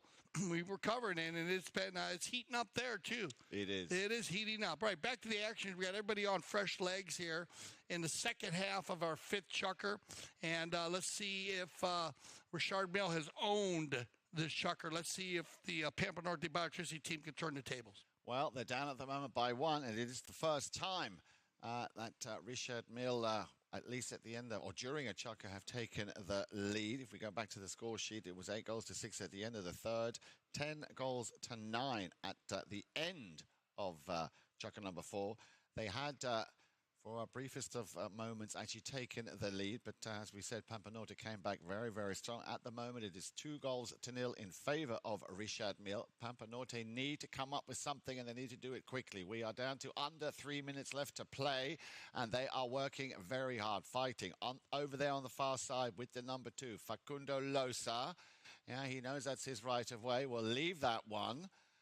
Now then, over on the far side, see Losa trying to push out that first obstacle, that first defender, back to the front, looking for a white shirt. Falabella will he put his stick down, but he has it stolen. Nice little polo here being played by Pablo McDonough as he comes round. Beautifully done. Beg your pardon, that was Pierres. Pierres picking up that ball. They were so quick. Sometimes it's not that easy to keep up with the action. Now then, Laprida. That is Laprida for sure. And why not indeed go for a nice long lofted shot? He tried to take that out of midair, Facundo Losa. Ball is still not contained. Little backhander from Wakas Al-Sadiq. Now, who did that come off? Who did that ball come off? But what a great scene here of all the players going flat out. Here's the big chance right in front of goal from Facundo Losa. Losa takes it out of the air, and great riding by Wakas Al-Sadiq, but we know who's there, the man in the maroon helmet. Well, to me, that looked like that is going to be Alejandro Navidastrada. He's going to get in there. You are going to get a safety on the plays. It's going to come off of Alejandro's mallet. Correct. Yeah, it's a good call there, Jan. And you can see that Alejandro needed to do that, or that ball was going in. Yep. So take the safety. Good job by Alejandro. And a great job, again, by Wakas Al-Sadiq. Moving from right to left. His riding, played last year in the World Polo League, came up, played in Aspen a little bit also. A great seeing Wakas up at our sister club, the Aspen Valley Polo Club. But his riding and horsepower has definitely gone to another level. He said he's built the string up, bought a new farm here in South Florida. Okay. So he has his polo facility to prepare his team. And the whole team is mounted very well. Yeah, very well. Representing the World Polo League at a high level. Very unlucky on that play just now because he did everything right. As you said, he turned, he read it very, very well, quickly. But now a big chance here with this safety. Losa's first of the day? Yep. Let's see if shows you how smart this and how well schooled the Richard Mille team is, not giving up. Only gave up the 2 goal shot penalties, a 2 and a 3. Actually, this is our first they've given up. Now it's just the penalty 6 on the safety. So Gonzalito will get this one, and a little bit of a miss hit there, but he hits it in such a spot, a neutral spot, and that gives Pablo time to get in here, and then it looks like Gonzalito's going to work on Magoo, and Pablo will control. So McDonough with a lot of space there to work that ball. We're under a minute and a half left to play here in chukker number 5. Still Richard Mille. Oh, a little deflection coming off the pony. I'm sure that was without intent. Now then, Pierres, Gonzalito. He's found a lot of space over on the left-hand side, but he's got a man on. That, of course, is Magoo Leprida. Now Pablo McDonough will pick up that ball. Look at the stick work here from the 10-goaler, trying to avoid the hook there from Losa. Losa will not let go. Lands back, but only for a brief second at the door or at the feet of Pierres. McDonough with his stick up in the air, appealing. Did that player come across the right-of-way of Pablo McDonough? Will have to wait and see what the replay says. Okay, now both teams still retain challenges here in the 5th chukker. So as that ball does come across, and you kind of get the ball going this way, and then you got Rakas going that way. He's going to see if he gets there in time. But the ball definitely was going across there, so you are going to get the penalty 2. As Rakas comes from right to left, player following the ball always has the right of way. So a chance now to make it a full dozen for Richard Mille, which of course would... Okay, we do have a challenge on the play, so maybe we can break it down again here just to see. We have a challenge on the play. I broke it down for you pretty cleanly, but we do have a challenge, so they're going to look at it, and they're going to use their challenge and see what they think. So, and the call stands. So, there, go ahead. We broke it down for you already. I don't know, risk-reward matrix. You're saving a 2. I just thought that was an easier call. You know, maybe not a...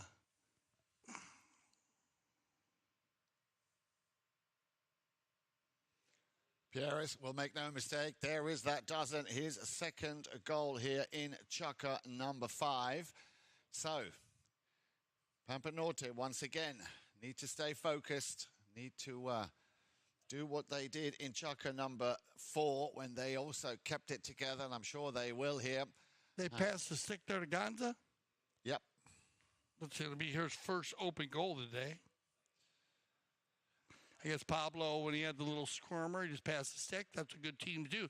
All right, well, that'll go ahead and end our 5th chukker. And 3 unanswered goals, as Jan said, by the Richard Mille team in the 5th chukker over Pampa Norte Biotricity. We'll be back for our 6th chukker play.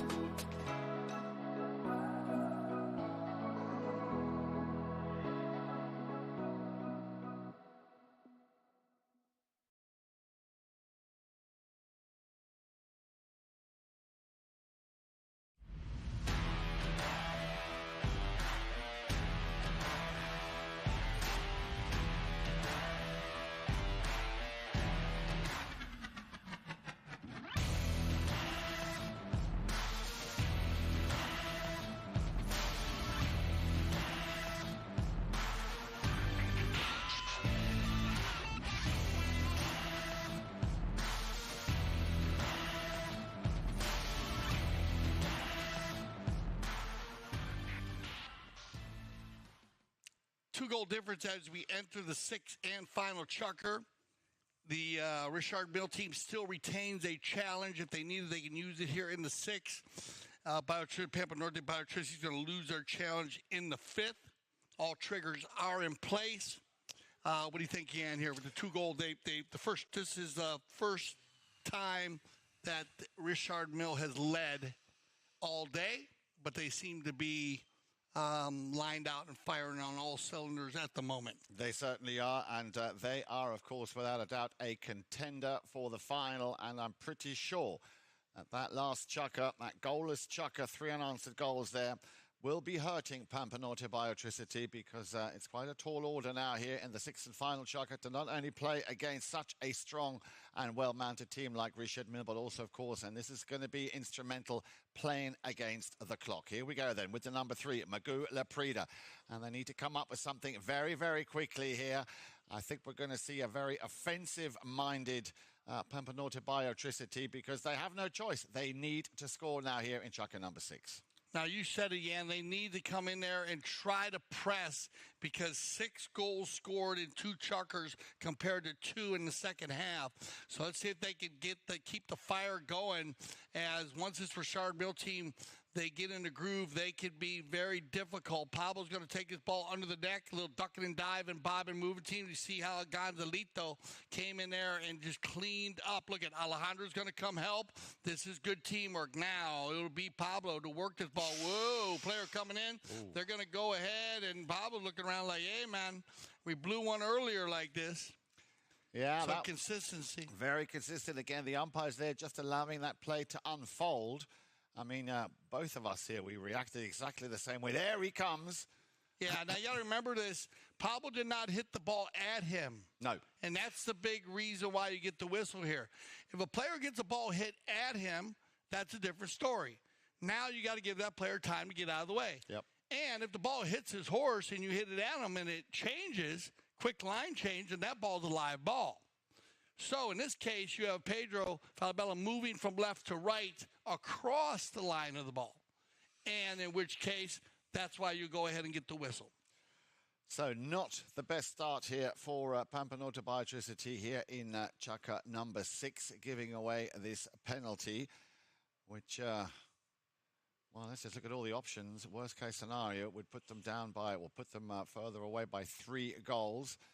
And that's not really what they wanted. They were down by 2 already coming into the 6th chukker. So here we go then.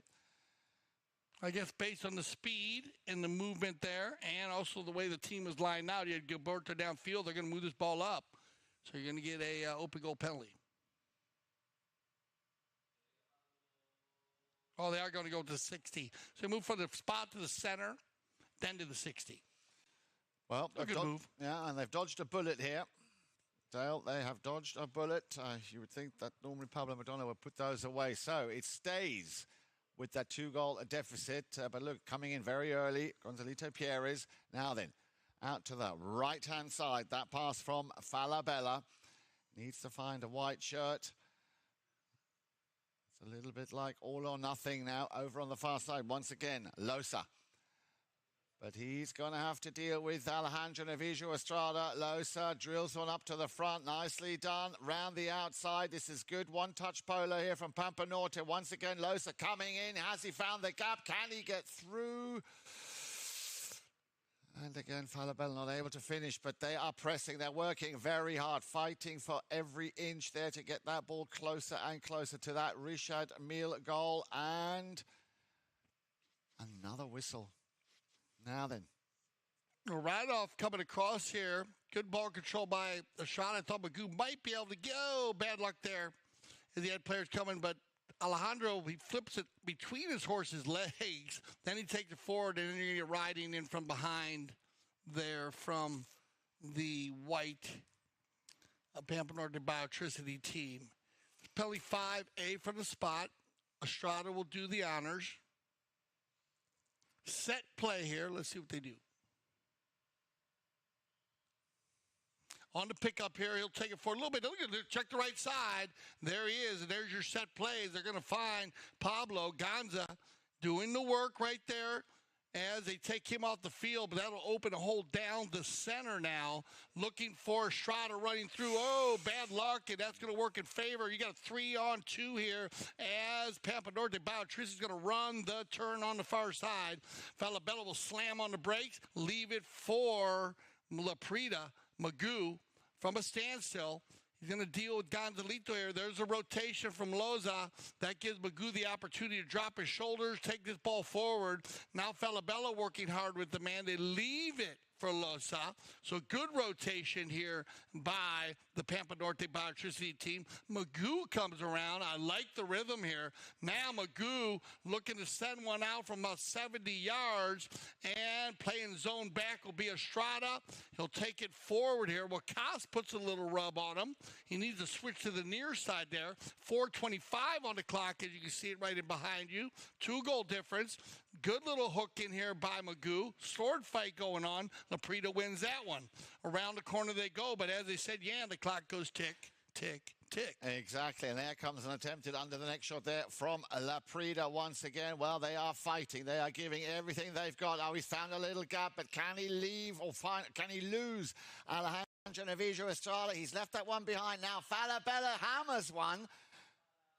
Oh, and all of that rhythm and ducking and diving and bobbing and weaving and rotation is awesome. But at this stage of the game, you need to be careful of that clock. Of course. And you know what happens when you get in those plays like that, it eats a lot of it up. I mean, just from one side of the field to the other. I mean, the field being 160 yards wide. And but I got to tell you, I mean, that's the Biotricity team we're used to seeing. Wakas was involved. All 4 players working hard to help each other here. I mean, look at this. They're all lined out very well. I mean, just good polo by them. Just some bad luck here on the shot. Just a little bit wide, just a couple yards to the right. And that'll send us into our final courtesy change of the day. Indeed it will. So, still all to play for, plenty of time, and also time for me to remind you again that, remember, the day is far from over. Our featured game of the week, our Sunday special, coming to you from Grand Champions Polo Club, of course, here on CTV Sports. That'll be coming on your screens at 4 p.m. this afternoon. Brookshire will be taking centre stage against Kaya Polo. Brookshire, I can tell you now, they lost their opening game here in the Founders Cup against Richard Mille. Very close game it was too, 8-9. And Kaya Polo, of course, making their debut here at the Founders Cup, won their first game over the team that are currently trying to get back into this game, Pampa Norte Biotricity. It was a very, very close game. 14-13 is how that ended. So, Brookshire with 0-1, Kaya Polo with 1-0. Those two teams will be meeting head-to-head this afternoon. Grand Champions Polo Club, make sure you join us at 4 p.m. All right, here they come. And I think they're comfortable, the Richard Mille team, where they're at. They know this team, this Pampa Norte Biotricity team, how they played this game with their 4-goal handicap. They kept the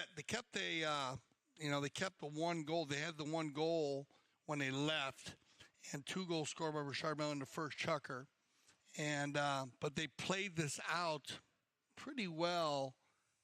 I think how they might think this game would have played out against Biotricity because of the 4 goals, and then you have to work that back, and they come fighting, man, and they had some good chukkers. They scored, the Pampa Norte Biotricity team scored 2 goals in the second. They scored 2 in the fourth, and they had 1 in the first and 1 in the third. But otherwise, they played very good defense. And remember, the Richard Mille team has not fouled to give them easy goals. So I commend them, Richard Mille team. That's the one part of the game that could hurt you, and Richard Mille has been successful. It's keeping them off the line. Yeah, now what's from my point of view, what's hurt Pampa Norte Biotricity is the last chukker, in which they did not get on the score sheet. I think that is going to make all the difference right at the very end. As you said, Dale, Richard Mille very consistent throughout this game. If I look at the score sheet, you could probably say an average of 2.5 goals per chukker. And that, of course, tells you that your offense is working very well. But as I say, there are still A little under 3 minutes left to play. One quick goal here from Pampa Norte Biotricity could put the spanner in the works here for Richard Mille, and I'm sure their strategy or their game plan now here in the final chukker will be to keep possession as much as they can.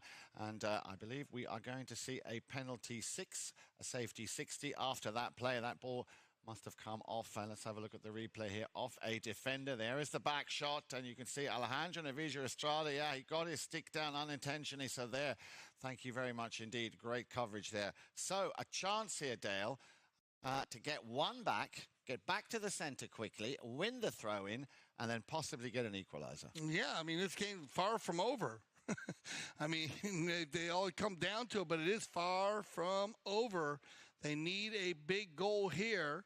That ball was actually going in, so I think Alejandro made a great play there because that ball looked like it had the angle to another one of those tight window shots. Here comes Facu Loza. Let's see if he can. Got the worm burner, the daisy cutter. Taken out by Gonzalito Pierres. Now Gonza, he'll work this one into the corner here, and now they'll try to keep possession. Alejandro dives in there. Falabella as Pablo dives in there.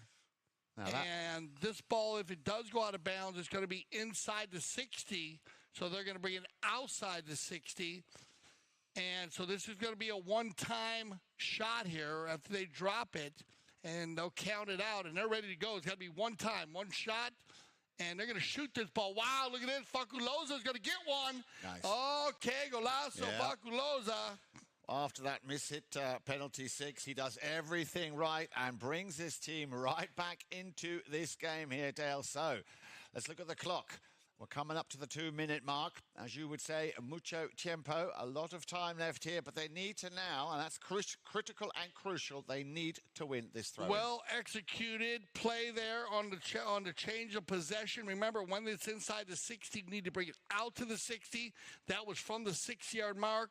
Loza just driving that down the center. And look at this. They're going to get controlled. Oh, huge play here by Magula Prida. Falabella mounted up, tries to go for the open back shot, bounces off of Gonzalito or Pablo's pony. Pablo will control here, and now getting a little help from Gonzalito. It'll be McDonough. Under a minute and a half left to play, and that well, it made my heart skip a beat, that's for sure. I'm telling you, right? As that ball was thrown into play now, then Richard Mille, they want to make sure that they keep it together here. Once again, Alejandro Navija Estrada on the ball, has possession. We'll leave that one for Gonzalito. Gonzalito, I'm sure we'll be looking at that scoreboard, seeing that we are close to a minute left to play here. Drills one through the center, looking for Pablo McDonough. He'll try and pick it up under the neck shot. He nearly went for the second, but they just ran out of polo field there. I thought Pablo might take that one into the coffin corner, Yan, you know? Try to work the clock a little bit more. He didn't have that easy of a shot. But I guess he's just going to press these guys to have to make a coast-to-coast run here. And here they come. Holy Loza, he's not giving that right away up. They'll leave it for Pedro, and here comes Biotricity, Pampa Norte Biotricity on the move. The last 20 seconds going to be Faculoza working into the corner. Everybody manning up here. You see Gonzalito go to Falabella on the inside. There's the pass down the center. And that's going to end it right there as the horn comes right there into the corner, and that will be the game. Wow, what an exciting way to finish this game. Big, big compliments to Pampa Norte Biotricity, putting up the fight as we knew they would, right up until the very, very last chukker of play. So, final score then, 11 goals to 12. Congratulations, of course, to Gilberto Sayu, the man from Brazil, Gonzalito Pierres, Pablo McDonough, Alejandro Navija Estrada, but also big, big hats off and well done, Pampa Norte Biotricity. Yeah, what a great game. We'll check out our final stats here. And this is a spectacular game. I love it. They come through. Let's see. They're going to be pretty close. 12-11. There it is. Shots on goal. Not many different. Just 4 shots more by Richard Mille. Knock-ins. There you go. Team missing the goal the same amount of times. 6-5 on the knock-in. Throw-ins. Better by Biotricity. They raised their level in the second half. Fouls committed, though, 9. They'll clean that up. That's where they just got to go through and say, guys, where did we foul? And because looking at the 2 30-yarders, otherwise everything else was a penalty 5, so you really can't worry about that with the Biotricity team. And it was a very aggressive game in the middle of the field. So Richard Mille will move on, but Biotricity always giving us a amazing game to watch and get behind their fun team with Casal Sadiq, Pedro Falabella, Faculosa, and Magula Prida. Congratulations to Richard Mille. For Jan Eric Frank, I'm Dale Schretz. I speak for everybody here at CTV Sports when I say thank you for making us the leaders in polo broadcasting. And always remember, here at CTV Sports, we love the polo.